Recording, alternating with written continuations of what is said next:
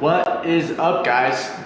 We are mixing it up a little bit on the Market Snapshot. So instead of it being at the end of the week, we're going to start doing it at the beginning of each week.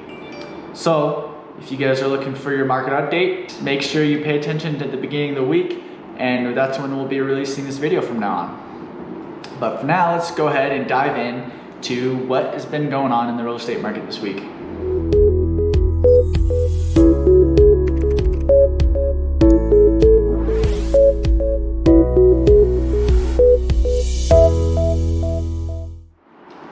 If you haven't already, go and subscribe to the Wasatch Front Living YouTube channel.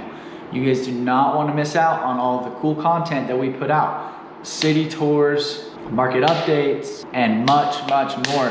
There's so much cool stuff going on here in the Wasatch Front, and we cover it all. So go ahead and leave us a like and go and subscribe to the channel. All right, let's go ahead and dive in. So days on market last week was at 36 days. So this week has gone down a lot. So instead of 36, it's staying pretty dang consistent at 36. We've dropped down to 23 days on market. And that's an average across the Wasatch Front, which that is so fast. So I kind of pointed out in the last video that if you're a buyer in this market, you have to be decisive. You can't be mulling on a listing. You can't be wishy-washy. You gotta say, oh, I want that. You gotta make a solid offer, and you gotta make it stick. So if you're looking to buy, keep that in mind, that you have to be decisive and you have to know what you really want, so that when something comes available, you just know you can make an offer and you can move on it fast. Last week's average sale price was at $467,000, and this week we've moved to $432,000. Still a high price point there, and still pretty consistent as far as sales price goes.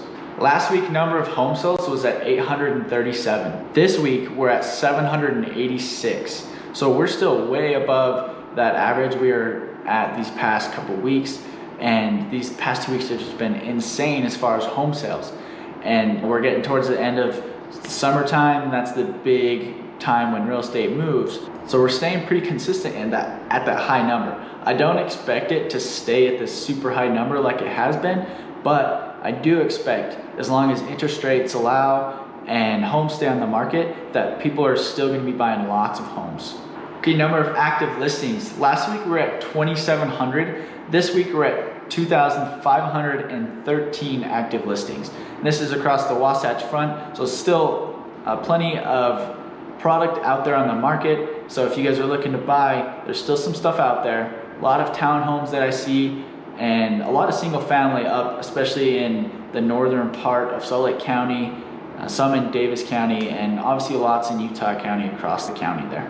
Okay, so there hasn't been a lot of movement with the under contract homes. Last week we were at 6,152, and this week we're at 6,112. So nothing really to talk about there. Last week, the interest rate was at 3.08% as an average across the Wasatch Front for a 30-year fixed mortgage. This week, we are at a 2.93% interest rate for a 30-year fixed mortgage.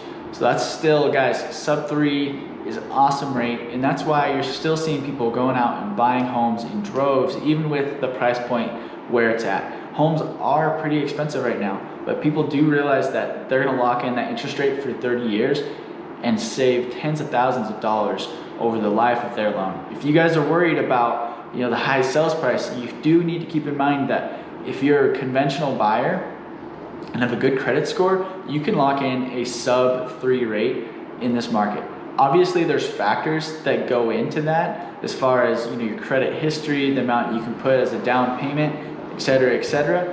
So I'm not the guy you talk to about that, but I can definitely point you in the right direction as far as some people that can really give you direction what kind of rate you can get. Okay, so our real estate term for this week is a commission.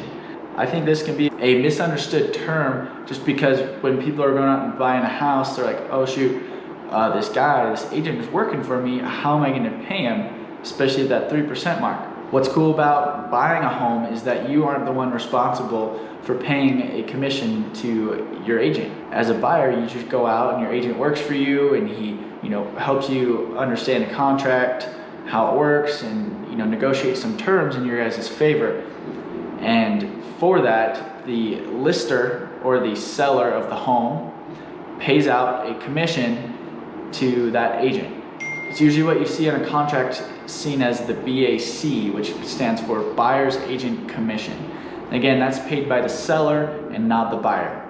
If you are the one selling a home though, you'll sign an agreement called a listing agreement. And you'll sign for, let's say, 5-6% in total, and then a couple lines down it'll outlay what the BAC being offered for the listing is.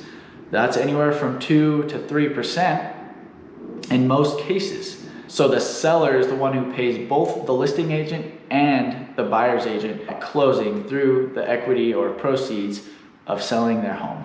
All right, that's all we got for you this week. I hope you learned something about what's going on in the market, and I hope all this information was helpful to you. If you have any questions more specific about what's going on in a certain part of Salt Lake County or Davis County or Utah County, please feel free to reach out to me. And as always, if you're looking to buy or sell a home, I'm your go-to guy. If you're looking to sell your home, I'm just as motivated to help you do that as well. I'd love to help you in either way. So reach out to me. My phone number is there in the video and also in the description. And if you guys ever have any questions about real estate, feel free to reach out. Love to answer questions and be helpful. Thank you again for watching.